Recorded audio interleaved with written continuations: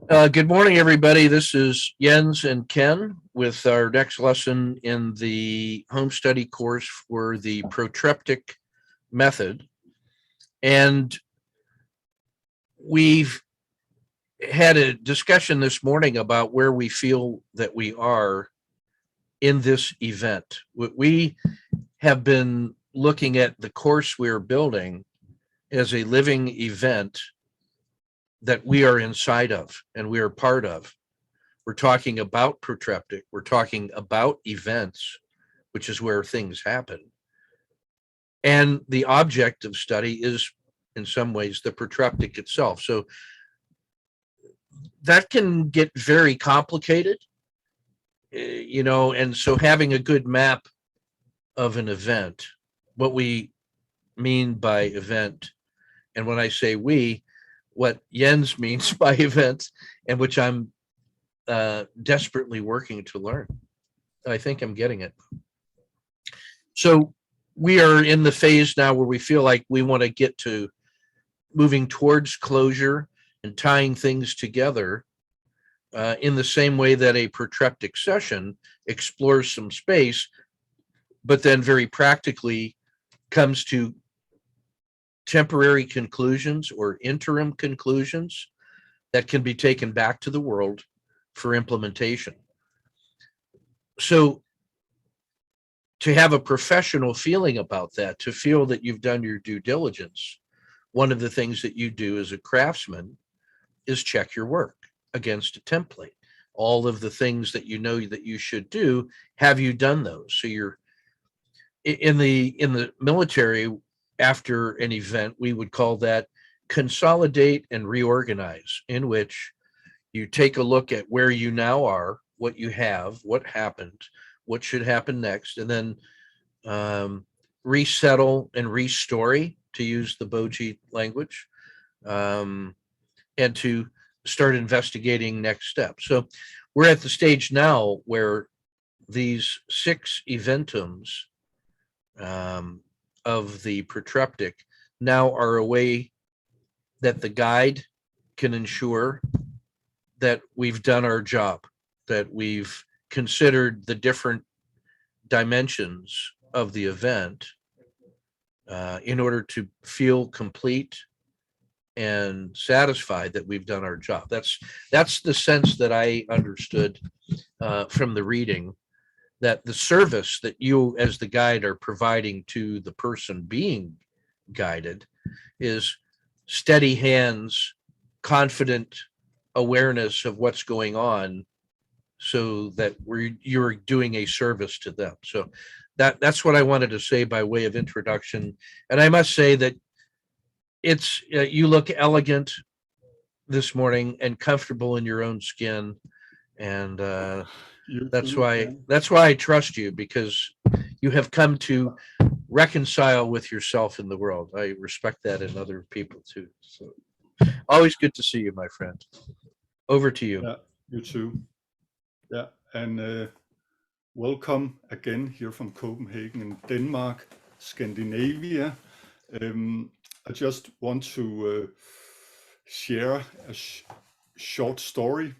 I was once a part of a research project around coaching, um, and we have s- several sessions with people m- mainly in the research field, PhD students and professors who we coach, and after each session we ask them what was the most important part of this session, and actually none of them were saying good questions, at least not as the first one.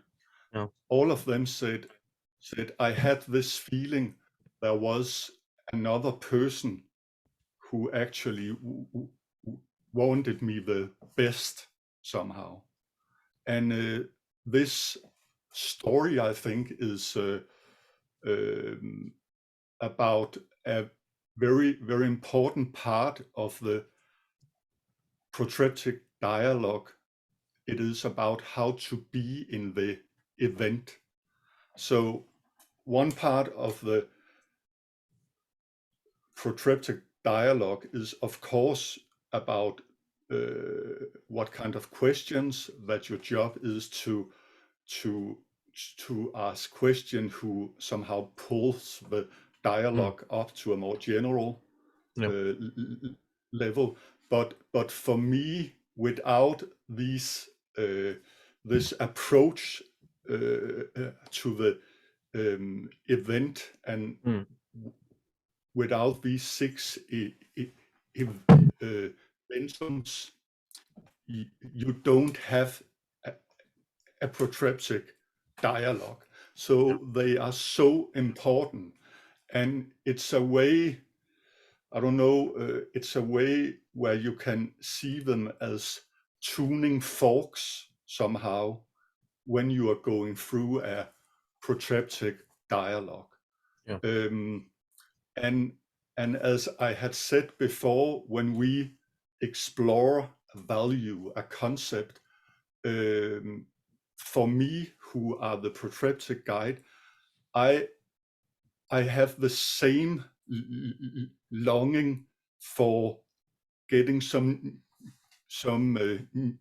new perspectives on this concept. Yeah. As you can hear, I sometimes stutter, but just to know. Anyway, I can't even hear that. I cannot even hear your stutter, if I'm being honest. No. But I'm an auditory learner. I will just tell you, I am not distracted because I'm tuning into what you're saying. So, but it's, it has, drive I on, think brother. it has always been a part of my life, and Sure.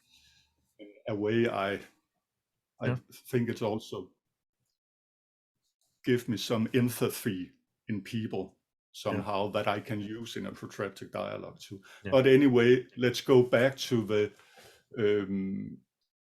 eventums, which mean how to be in a event. It can be a dialogue, it can be a teaching situation, it can be a team meeting, it can be a soccer game, all kind of events, small, big ones. And the first eventum is to be there for the other one. And this is so important, because you can do protreptic dialogue with anyone. You don't need to be, I don't know, to be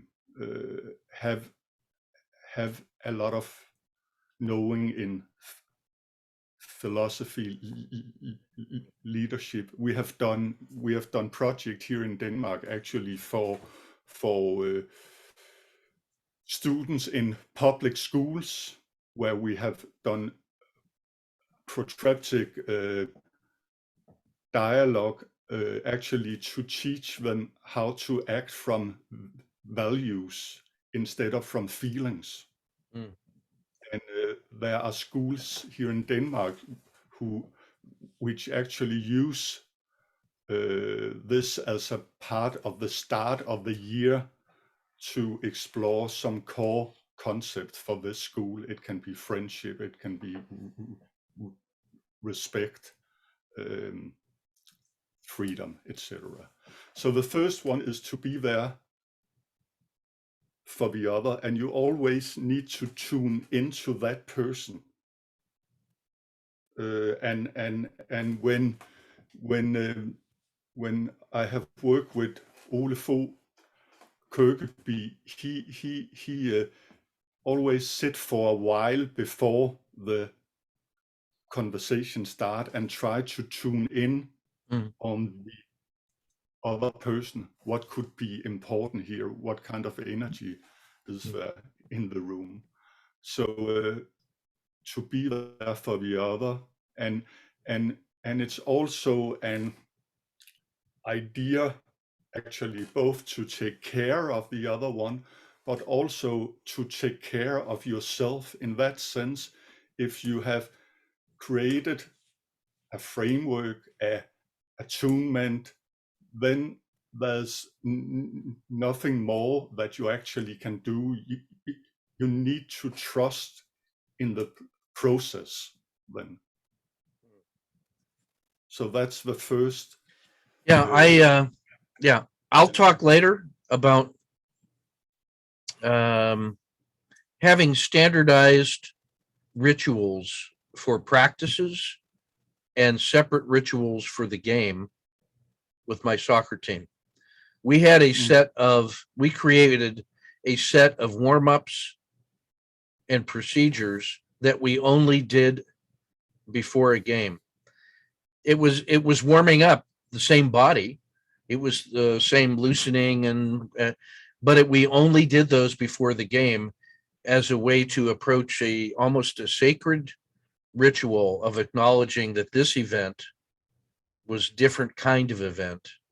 We were going to be warmed up and we were going to play as a team, but it was getting our mind right and getting our, we had a certain time. We knew that at 25 minutes we were going to start, and all of us were going to come together and form this group, and going through these procedures would prepare us.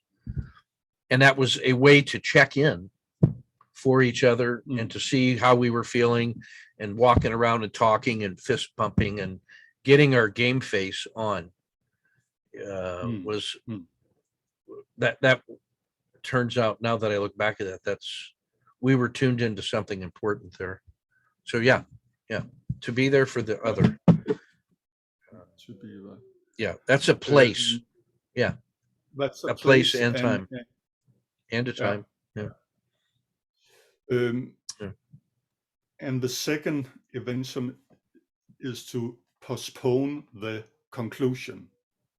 And often as a leader, as a advisor, you have this need to be actually to be smart, to be clever, and you have a need to come up with advices, perhaps.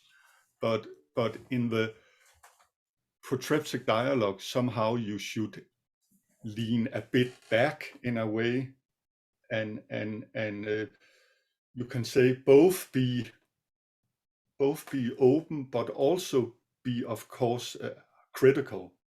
But to have this awareness, not to come up with advices, or to just or too soon, because then you can somehow close the energy down. We also say that if when we are talking, we have a certain space, and if you as a protreptic guide fill that space up too much, then you just leave small room for the other one. So there's always a balance here.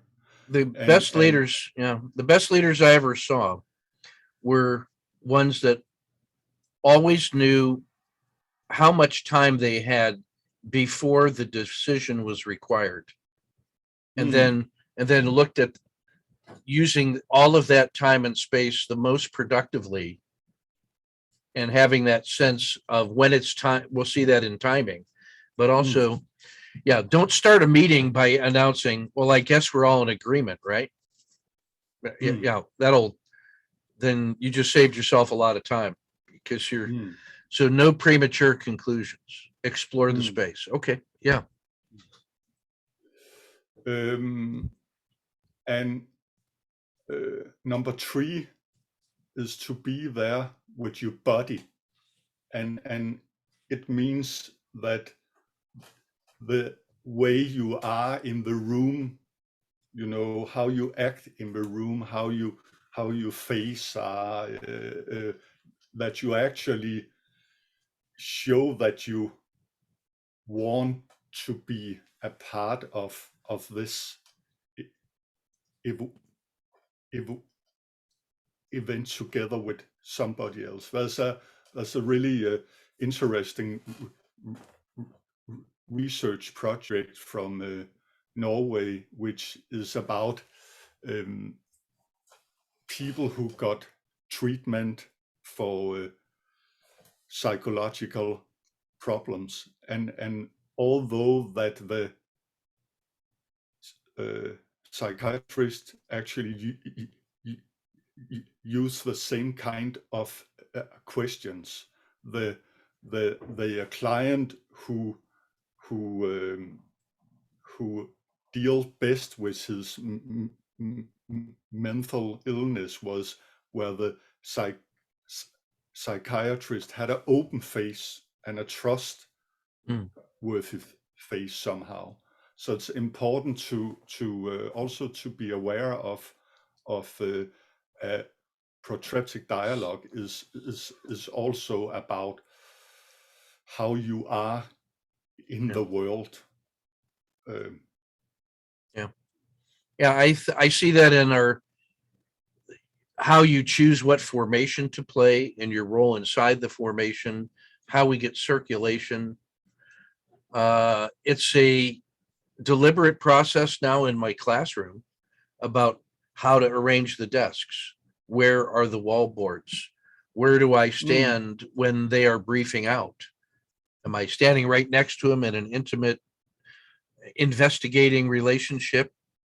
Or am I back at a distance hearing the more formal statement of their recommendation? So now the physics of bodies in motion inside the space where we are working, the playing field matters. Yeah. And can when we meet for these sessions, we often have a chat before. We always have a chat before. Yeah. And that also a part of it, to try to create this atmosphere somehow, and to be there. Yeah. Then there's number 4, timing, and it's about having a awareness for how the dialogue, how the conversation emerge through the dialogue somehow, and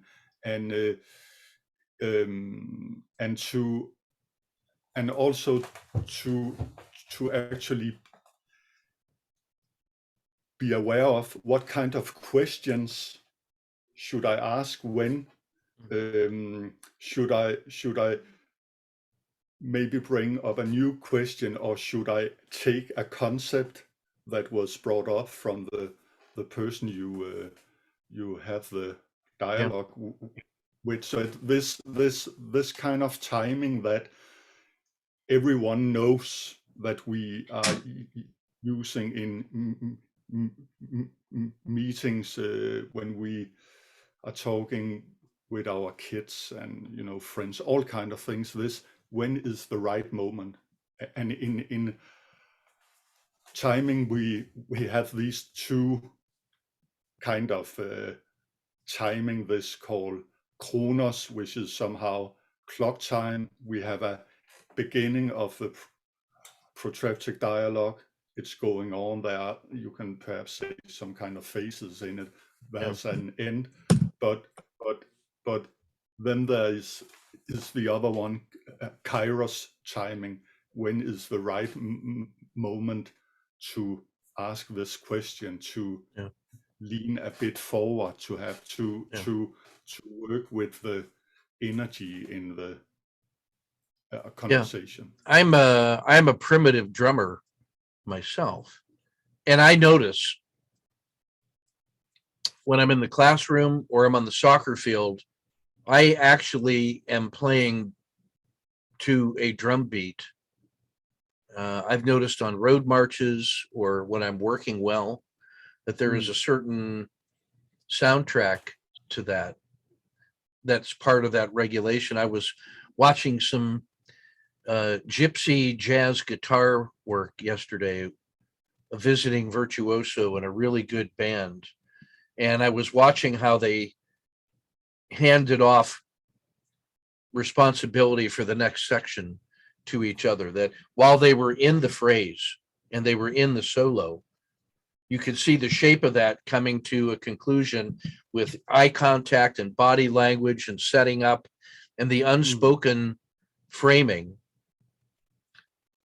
the pauses between the notes, the reflective space in our true story circle when we wait 10 to 20 seconds in order to let the last phrase settle and feel its way into position, which clears the table for the next course.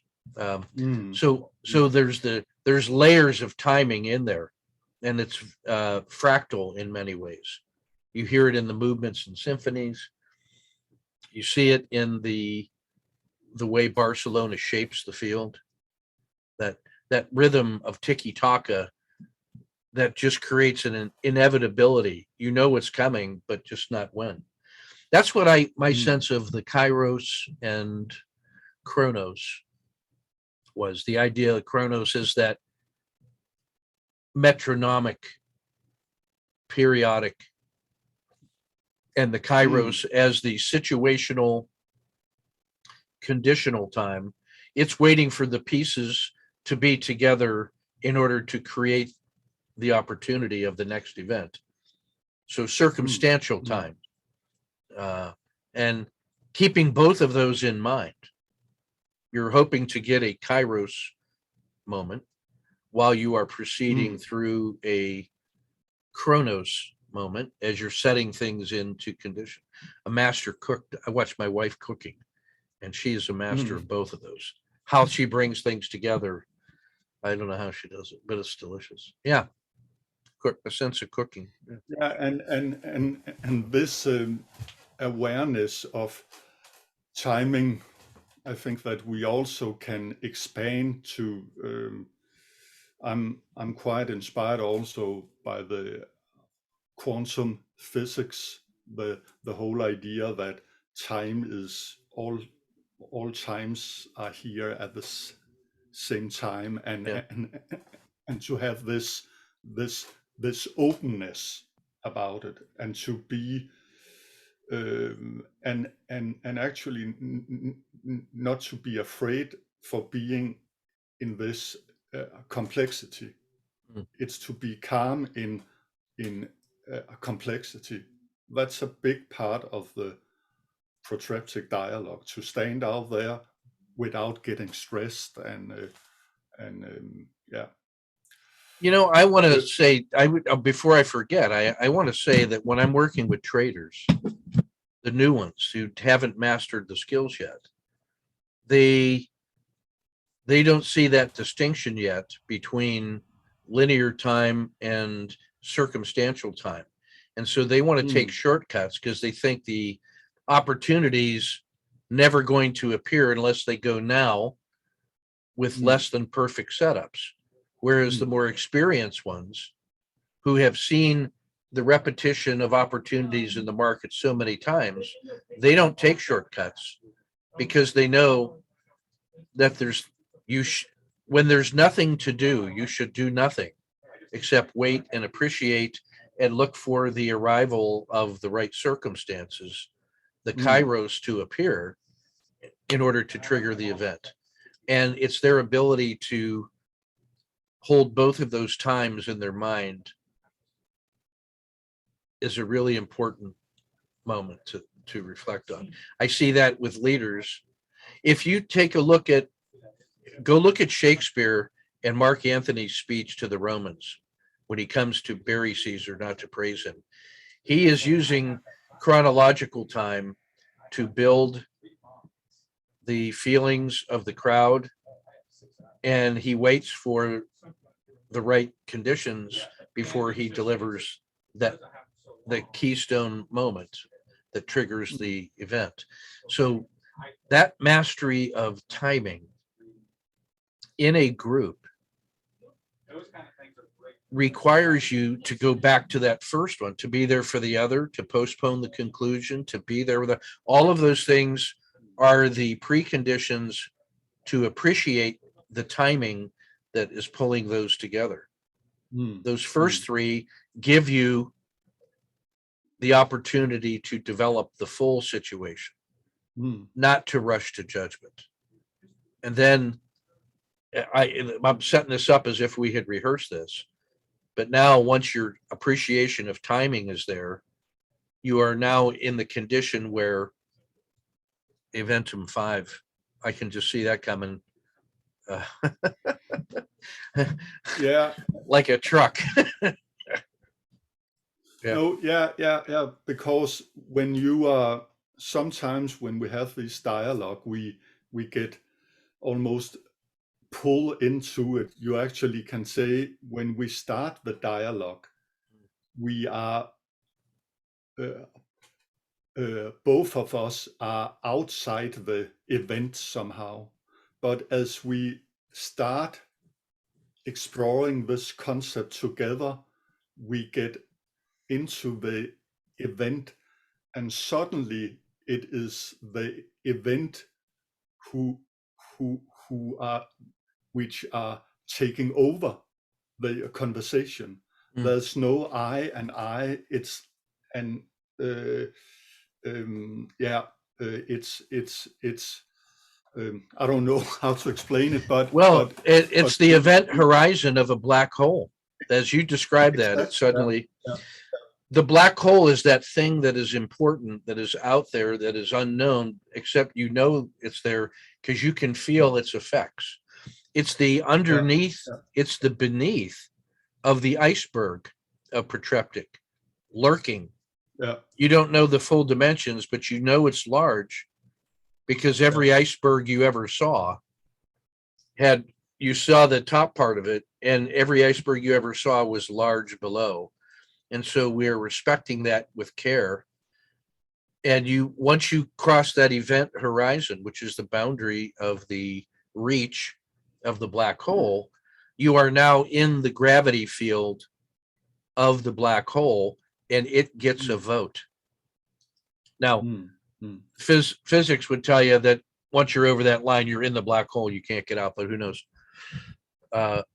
There's something about that. There's something, the limit of that metaphor is that the event now suddenly is a participant. The event itself, which is created by the arrival of the people and the ideas and the issues, but it's more than just the sum of those parts. The event itself is now an actor. It is also the stage, and it is the condition, but it's part of the setting is part of the play in that sense. And that's always surprising. And it could also be compared, to a band who is standing and waiting to go on stage, and then after a while they are not individuals, they are a band playing together. And in that sense, we hear a lot of talk about the concept that we should be authentic leaders, but actually in the protreptic, we don't want to be that, because we want to create an event somehow outside ourselves to explore the concept of value. So it's not about being authentic in this I way. thought that was such an important moment yesterday when I heard in our quantum storytelling conference, the idea of being an authentic person came up. And I'm going to send you my response to that I discussed with my friends and clients last night, which is that I reject that idea as a goal. because it's almost like me arguing with Plato again, that there's, to say that I have an authentic self means that there's some ideal thing outside of me that I'm trying to project to, and I'm going to use rhetoric to persuade you that I'm really that thing. I'm not the person that you see that is doing things in the world. I'm really this other thing. And that's the person you really need to know. And I am now of the opinion that we need to reject that notion with care and say that my authentic self is what I'm doing. It's how I am in the world. And I'm not going to draw a distinction between what I'm doing and how I am in the world with some notional identical self that's more important.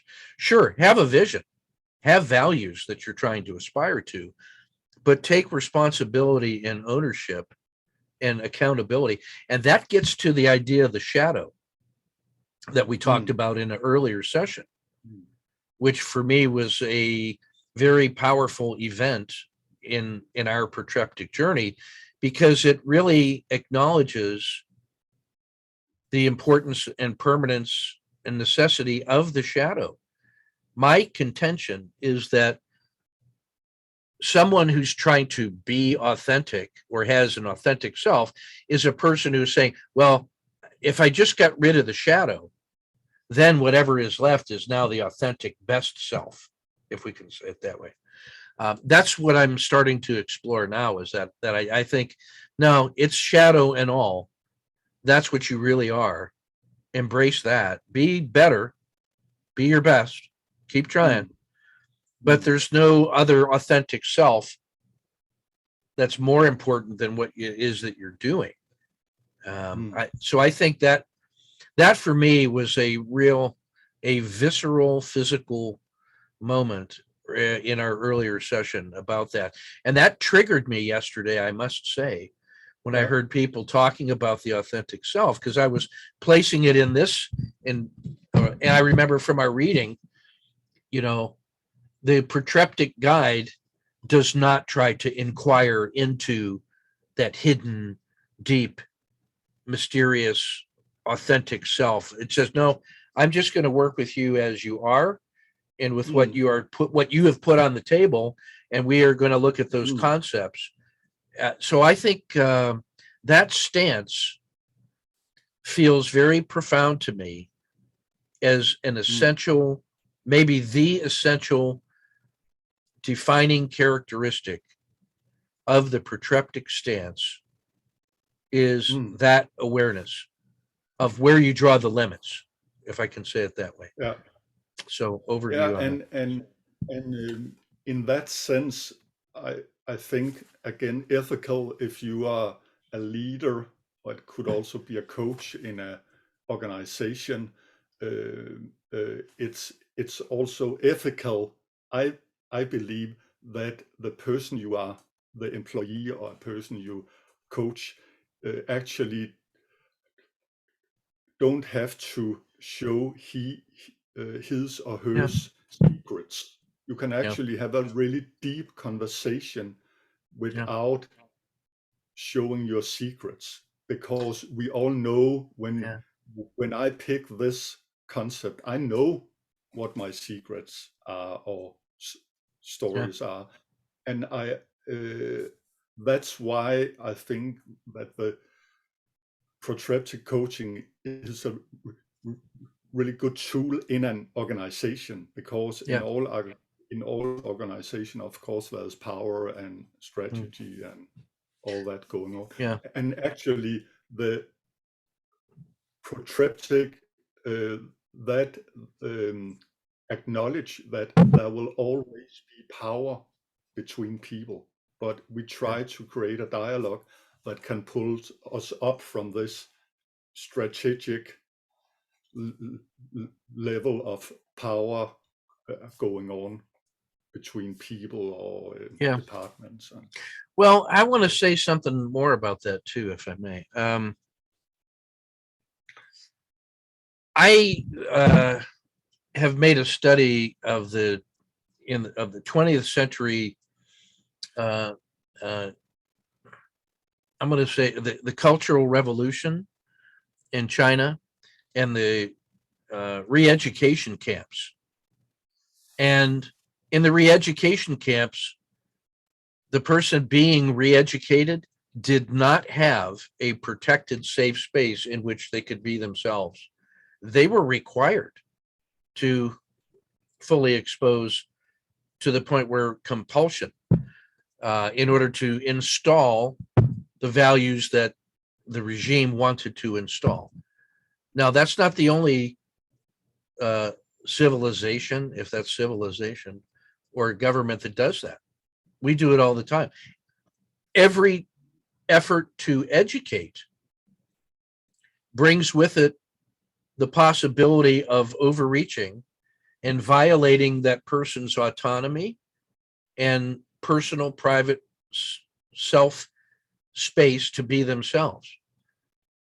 So this far, but no further. And now the purpose of education. So in a professional educational system that I'm in, we want our officers, our leaders, our soldiers to embrace and to live the values of the organization. We have an Army set of values and ethics. I like them. I accept them. I try to live them, but it's a matter of personal choice. But the minute they try to compel me to be that way, I'm just, no, that's not, you've crossed the line. So in the organizational setting, the ethical treatment is one that respects the other, especially the subordinate who's in a position of vulnerability in public because their employment is tied to their livelihood. That's why in the world of human subjects research, it's so very important to establish safeguards by law to protect people against well-intentioned researchers who put them at risk improperly. And their history is filled with so many exploitations of the weak and vulnerable for expedient purposes that people are very rightly concerned about the overreach of institutions and teams and organizations, public and private. So now we're in the position of trying to advocate for true storytelling in which you can now reveal all your truths in the world. Really? You want me to reveal all my truth in the world? Haven't you seen what the world does with people that tell the truth? They get eaten alive. So what is the reason why I would do that voluntarily? Oh, this gets to my contention that, and I talked about it yesterday, was the safety, trust first, then and only then some amount of truth can reveal itself because of the investment in safety and trust first. This is a negotiation. This is a social contract. This is an ethical dimension between free people that have autonomy. And if you believe in the sanctity of the individual, then your first concern is to protect. And then as a leader, you want to invite insight and participation, and you want to talk about values that we share so that we can cooperate. But at the same time, your first obligation is to protect your people against your own best intentions. So there is a self-regulating function. Well, I just marvel that in ancient Greece, the philosopher kings were willing to subject themselves to this kind of internal check and balance by going through the protreptic. They didn't have to. There was no other force that could compel them to do that except their own sense of responsibility and values. What an amazing leap from primitive, tribal, dog-eat-dog world into the possibility of a higher state of consciousness and responsible and dealing with power in the world. I talked about that yesterday in that session, that there seems to be untruth in the world. And the world loves nothing more than the naive dreams of youth to feed upon. And yet, if you want to make a better world, you have to find a way to contend with that, to engage in that world that doesn't care about your truth. It wants to eat you alive in order that it may thrive, just following its own Buddha nature. That's its nature. It's not evil. So this shadow, and I don't mean to go on so long, but I had to get this out of my head. So if we think about the individual and the shadow, now we must talk about, at some point, the organization and its shadow, the consequences of its values. All those values are there for all the right reasons, but there is nevertheless a shadow for the organization as well. And to not respect that is part of the institutional bias of power, to paper that over, say, hey, don't worry about that. That's just the cost of doing business. Let's stay in the sunlight and talk about all this positivity. That was the talk yesterday on the limits of positive psychology, which neglects to address the dangers of the shadow, the legacy of the shadow, the acknowledgement of the shadow. Appreciative intelligence and appreciative inquiry doesn't really want to talk about that. David Bochi has talked about that. So I want to wrap that up by saying that it is possible, if you structure that group protreptic session properly, carefully, you create a safe environment in which the truth of the shadow may emerge and actually surprise the leader. Oh, because we actually don't know the full load that everyone is carrying. And if you want to help people carry that load, then you have to give them a safe, trusted space in which the beginnings of truth may emerge. And then that's like an ante. That's the bet on the future. I give you this truth. Let me see how you respond. Let me give you some more truth.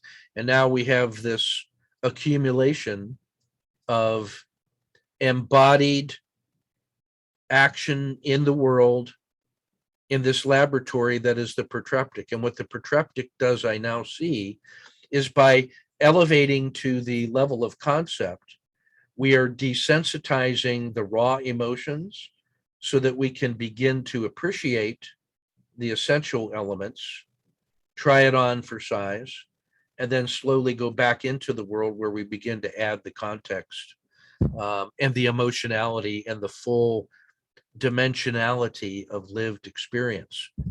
That's where the work is finished. There's the work that you're going to talk about finishing in the protreptic, but it actually doesn't end there. It's then embodied back in the world where the rest of the work is finished. So I wanted to complete that thought. Thank you for letting me run amok with the baton for a while, but I wanted to say those things before I forget. Yeah, and just to wrap up on your thoughts, Ken, like this whole idea that you were talking about, the sh- sh- shadows. I think that number 5, awareness and Yeah. surprise, is to be have an awareness of the other, because when we are in this event, sometimes we forget ourselves, the process. So it's a awareness of the other person, it's awareness of the process, the event, and it's awareness of yourself. And it could be an awareness. I should also remember to, I don't know, put some light on the shadows too. Although the protreptic dialogue is mostly to put light on values concept, which is important for you. But as you say, if we don't have awareness and around also dark sides, Yeah. then they will somehow pull our back. I think that's Kierkegaard have this quote. The Danish philosopher has this quote that if you want to choose yourself and step into the future, you need to remember where you are coming from, because there can be some good stories, but there can also be some dark stories that you need to. Well, that's I got a very clear. Oh, I'm sorry. Part of this. No, and a part of 5 is also to do something which can surprise the other one, because when we are in the event, sometimes we actually forget, to ask this question that is so important to ask, that we have this intuition for. So it's important also in this dialogue to ask questions that surprise the other one. It could be where in your body can you feel perhaps duty or something, to ask perhaps some questions which is a little bit off. Yeah. And then again, to go into the last one, how to finish the work. Again, it's a part of timing. It's awareness of timing. When is the right moment to finish the dialogue? And I believe that it should be a moment which have some energy, some hope somehow. In this last session where we are talking about the shadow, we ended the session on a time which were perhaps a little bit dark somehow. Yeah. So, but it was a good example that I will always finish where there are energy and hope. And again, it is so important to emphasize that protreptic dialogue have no ending somehow. It could, so there's nothing like how can you use it, or if we should wrap this conversation up. Yeah. So it's actually just stop, and then the whole idea that it will go on and on in your mind after, when you are out taking a walk in the morning, in the evening, if you cannot sleep. If you have the protreptic coaching as a business, you may have some people who wants to have a kind of a wrap up, but in its original form, it's just stop, because your reflection, your thinking is just going on and on and on. So yeah. Well, it's but yeah. The phrase here, I want to finish my part here by saying I want to refer back to the 4 tools that you talked about. Those are the reliable ways in which you can be sure that you see the other side of the pyramid. If you take that iceberg and make it a pyramid, and now you cast a light upon it, which was your initial question, yeah, you get to explore the front side of the pyramid, but that automatically produces a shadow to contend with. So your 4 tools, by postponing the conclusion, oh, I cast a light, now I understand. No, you have to investigate the shadow, which means you got to rotate around that pyramid all these different questions, these tools, that is continuous bodies in motion and in orbit. The flywheel effect of protreptic is that you keep going. It's generating power to continue the work. And so then the phrase "to be continued" feels like the right way to. It's like a television show and a never-ending series. You know, the never-ending story, the eternal song is never over.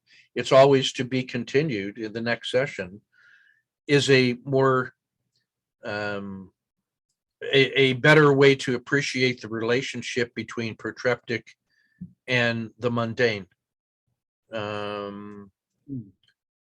It's a continuous relationship.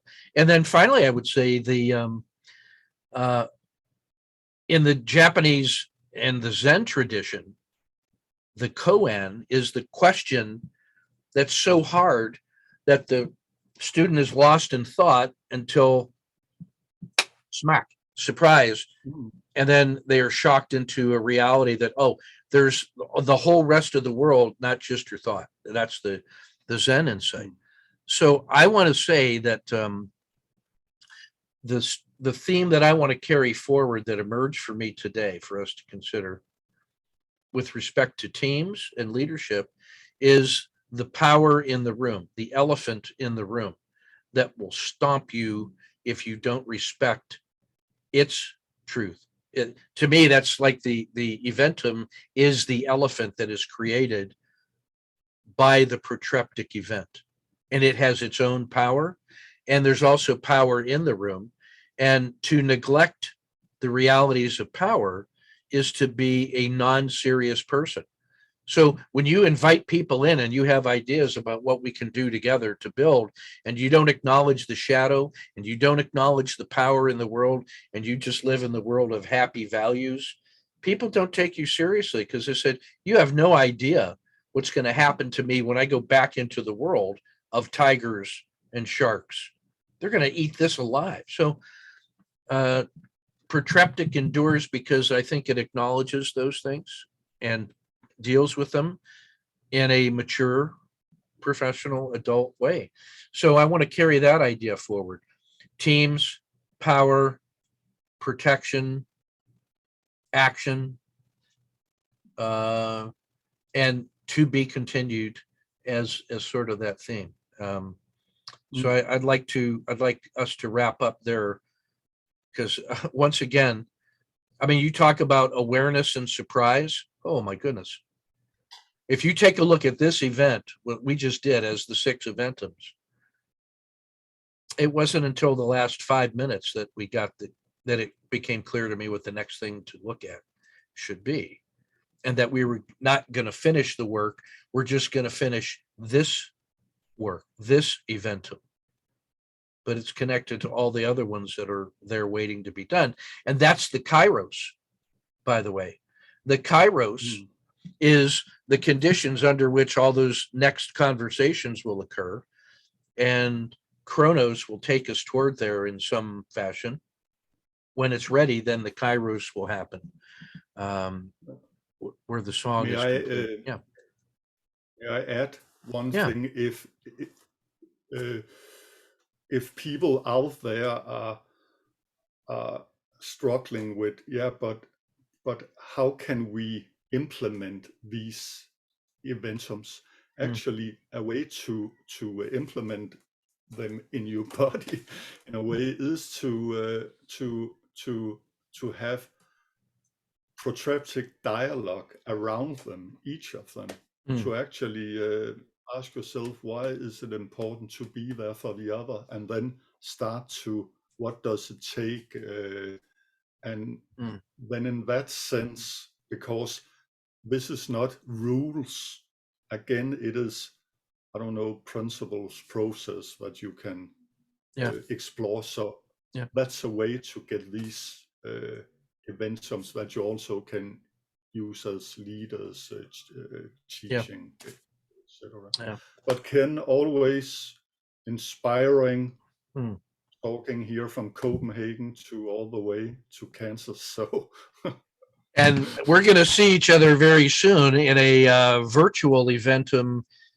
centered in Las Cruces. That's just the start point. It's going to go all over the universe. So I look forward to seeing you in that eventum in the near future, and then we'll get this published and posted, and invite people to keep working, keep going, keep taking steps. Always good to see you, my good friend. Peace and love, and it's a good world, and it's getting better. Yeah. You too.